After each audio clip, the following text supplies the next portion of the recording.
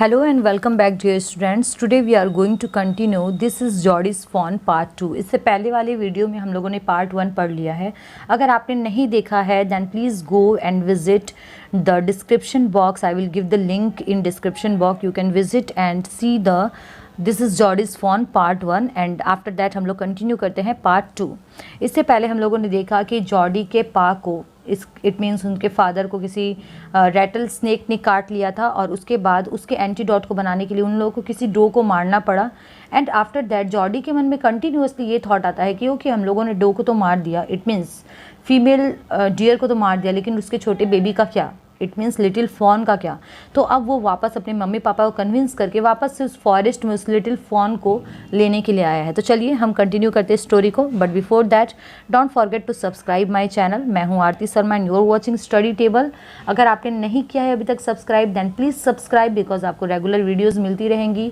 मैंने already class 7 का wind chimes book पूरा कवर कर लिया है. You can go and check the playlist there. And now here are the further chapters. अगर आप कोई भी वीडियो देखना चाहते हो related to study like poems, novels and chapters, you can comment in the comment box. I will definitely make the videos. So let's start. Jordy gave himself over to thoughts of the fawn. They passed the abandoned clearing. अब Jordi जैसे कि Millville के साथ उस forest में उसको खोजने के लिए आ रहा है तो जॉडी के मन में कंटिन्यूसली वही सारे थॉट्स चल रहे हैं. दे पास द अबैंडन्ड क्लियरिंग और उन्होंने अभी तक जो कि पूरा क्लियर था रास्ता फॉरेस्ट आने से पहले वो सब उन लोगों ने क्लियर करके आगे बढ़ चुके हैं. वो ही set cut to the north Millville. It was up there that Pa got beaten by the snake and killed the two and I saw the fawn. Then Jordy Millville से बोलते हैं कि कट टू द नॉर्थ, चलो अब north की तरफ ले लो horse को बिकॉज ये वही एग्जैक्टली वही जगह है जहाँ पर पा को उस स्नेक ने काटा था and we had to kill the doe. Suddenly Jody was unwilling to have Mill with him. Suddenly Jody का मन हुआ कि मैं अब मिलविल को आगे लेके नहीं जाऊँ. Why? Because if the fawn was dead or could not be found, he could not have his disappointment seen. तो जॉडी नहीं चाहता था कि अब मिलविल आगे उसके साथ आए. क्यों नहीं चाहता था? बिकॉज अगर वो फॉन डेड होगा दैन जॉडी नहीं चाहता कि उसके चेहरे के डिसअपॉइंटमेंट मिलविल देखे, मतलब उसका लटका हुआ चेहरा मिलविल देखे. And if the fawn was there the meeting would be so lovely. और अगर वो फॉन जिंदा हुआ दैन वो मीटिंग कितनी लवली होगी. And so secret that he could not endure to share it. और जितनी लवली होगी उतनी सीक्रेट भी होगी वो बिकॉज ये उसके और उस फॉन के बीच के इमोशंस हैं दैट वो नहीं चाहता कि कोई और के साथ वो इसको शेयर करे. He said It is not far now, but the scrub is very thick for a horse. I can make it on foot. Then Jordi एक एक्सक्यूज़ देता है मिलविल को अब उसके साथ ना आए. इसीलिए जॉडी बोलता है कि अब यहाँ से बहुत ज़्यादा दूर नहीं है और यहाँ पर बहुत सारे स्क्रब्स भी है और वो बहुत थिक है. लाइक यहाँ पर बहुत सारे छोटे छोटे झाड़ जंकर वगैरह है जो कि हॉर्स के लिए चलने के लिए बहुत डिफ़िकल्टीज़ करेंगे. इसीलिए I can make it on foot. मैं ऐसे ही वॉकिंग करते हुए चला जाऊँगा. But I am afraid to leave you, boy. Suppose you got lost or got beaten by the snake too. Then Millville बोलते हैं बट मैं डर रहा हूँ कि मैं तुमको कैसे छोड़ूँ बिकॉज मान लो कि अगर तुम्हें किसी स्नेक ने काट लिया और या फिर तुम लॉस्ट हो गए, तुम रास्ता भूल गए तो देन क्या होगा. I will take care. It might make me a long time to find the fawn if he is wandered. Then वो जॉडी बोलता है कि आई विल टेक केयर, आप चिंता ना करें मैं देख लूँगा बिकॉज हो सकता है कि बहुत टाइम लगेगा उस वेंडर्ड फॉन को जो इधर उधर पता नहीं कहाँ गया होगा वो उसे खोजने में. Leave me off right now. तो आप मुझे यहीं छोड़ दीजिए. All right but you make it easy now. You know north here and east. Then Millwheel as a guardian because यहाँ पर वही उसके गार्जियन उसे एज अ गार्जियन कुछ इंस्ट्रक्शंस देते हैं कि ओके मैं तुम्हें छोड़ तो देता हूँ बट तुम्हें पता है ना कि नॉर्थ एंड ईस्ट यहाँ पर किस तरफ नॉर्थ है किस तरफ ईस्ट है.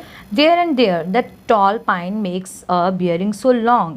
दैन जॉडी बोलता है कि हाँ इधर और इधर ये नॉर्थ एंड ईस्ट हुआ बिकॉज ये जो पाइन ट्री है ना ये एज अ कंपास काम कर रहा है कि इस तरफ नॉर्थ हो गया इस तरफ साउथ हो गया. तो long Millville I am obliged. He waited for the sound of the hoops to end. Okay.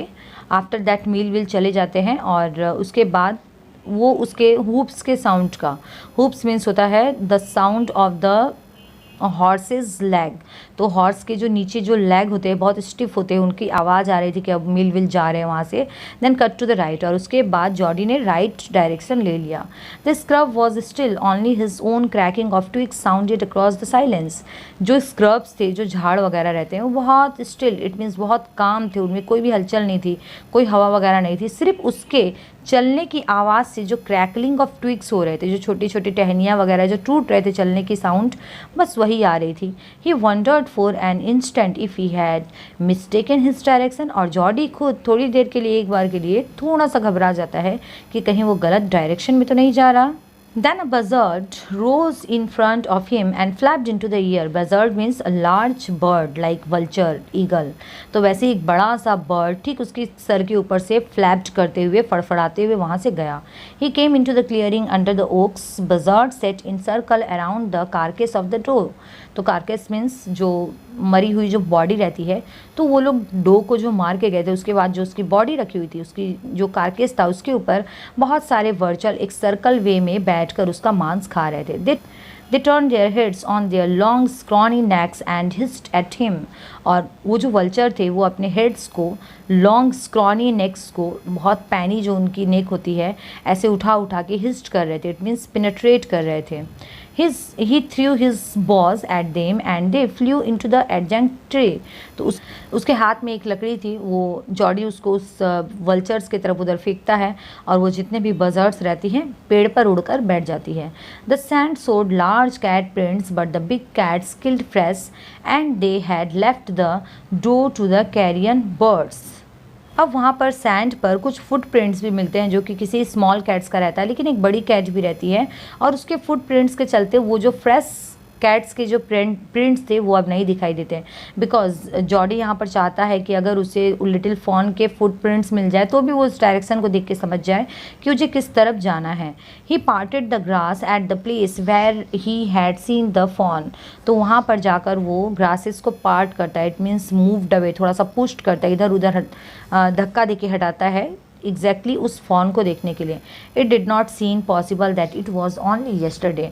और वहाँ पर देखकर ऐसा नहीं लग रहा था कि ये बस कल की बात है, अब वहाँ पर कल जैसा कुछ भी इम्प्रेशंस नहीं था। The fawn was not there, he circled clearing, there was no sound no sign. Fawn भी वहाँ पर नहीं था, कल जैसा कुछ भी नहीं दिख रहा था वहाँ पे, ना ही फ़ोन था। और ही सर्कल द क्लियरिंग, उसने वो जो भी क्लियर रास्ता वगैरह था उसने क्लियर किया। There was no sound no sign, वहाँ पर कोई भी साउंड नहीं था फ़ोन का, कोई भी साइन नहीं था कि अब वो कहाँ गया। The buzzards clacked their wings impatient to return to their business. लेकिन जो बजर्ड्स थे, वो जो बड़े बड़े बर्ड्स थे, वो बहुत इम्पेशेंट हो रहे थे, वो चाह रहे थे, दे वेयर क्लैकिंग देयर फिदर्स, वो चाह रहे थे कि अपने पंखों को फड़फड़ा रहे थे, इम्पेशेंट हो रहे थे कि कब मैं आऊँ, कब ये हटे और कब मैं आके वापस से फ्लैश को खाना शुरू कर दूँ। He returned to the spot where the fawn had emerged and dropped on all fours, studying the sand for small hoof prints. अब जॉडी एग्जैक्टली उसी पॉइंट पर आ जाता है जहाँ पर वो फॉन उसे मिला था, and studying the sand for the small hoop prints. और वो सैंड को स्टडी करता है, इट मीन्स सैंड में बहुत सारे फुटप्रिंट्स को खोजने की कोशिश करता है जिससे कि वो उस फॉन तक पहुंच जाए। The night's rain had washed away all tracks except those of cat and buzzards. लेकिन रात की बारिश की वजह से जितने भी फुटप्रिंट्स थे वो सारे वॉश्ड अवे हो चुके थे, एक्सेप्ट सिर्फ वहाँ पर किसके प्रिंट्स थे, cat and buzzards, cat and buzzards के प्रिंट्स थे। तो ये हमने पढ़ा, this is Jody's fawn part 2। अब इसके पार्ट 3 को हम नेक्स्ट वीडियो में कंटिन्यू करेंगे। Thank you so much for watching study table, keep subscribing and keep watching study table. Thank you so much, let us meet with a new video next time.